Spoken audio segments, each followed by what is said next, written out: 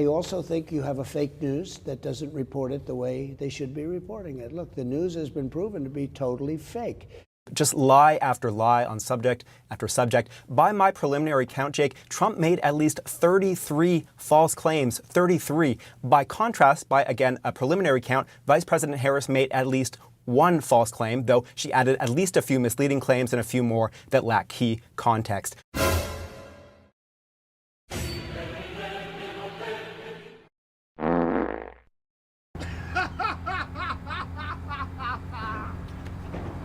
Don't you think that's funny? My opponent has a plan that I call the Trump's sales tax, which would be a 20% tax on everyday goods that you rely on to get through the month. Donald Trump left us the worst attack on our democracy since the Civil War. What you're going to hear tonight is a detailed and dangerous plan called Project 2025 that the former president intends on implementing if he were elected again. You want to talk about his deal with China? What he ended up doing is, under Donald Trump's presidency, he ended up selling American chips to China to help them improve and modernize their military. But understand, if Donald Trump were to be reelected, he will sign a national abortion ban. Understand, in his Project 2025, there would be a national abortion, a monitor that would be monitoring your pregnancies, your miscarriages. And I'm going to actually do something really unusual, and I'm going to invite you to attend one of Donald Trump's rallies, because it's a really interesting thing to watch.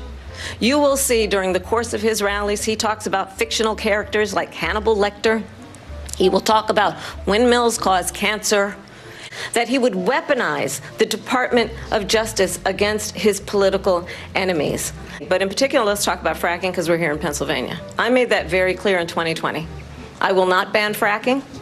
The values I bring to the importance of home ownership, knowing not everybody got handed $400 million on a silver platter, and to desecrate our nation's capital. On that day, 140 law enforcement officers were injured, and some died. But this is not an isolated situation. Let's remember Charlottesville, where there was a mob of people carrying tiki torches, spewing anti-Semitic hate. And what did the president then at the time say? There were fine people on each side. By contrast, by, again, a preliminary count, Vice President Harris made at least one false claim. And be clear on that point.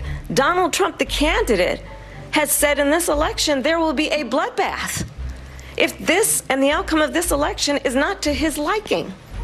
Ukraine stands as an independent and free country. If Donald Trump were president, Putin would be sitting in Kyiv right now. And then this business about taking everyone's guns away. Tim Walz and I are both gun owners. We're not taking anybody's guns away, so stop with the continuous lying about this stuff. Donald Trump was fired by 81 million people. So let's be clear about that. No, it is the perspective of a woman who grew up a black child in America. President Harris, Excuse me, I have to respond. Another lie. It's another lie.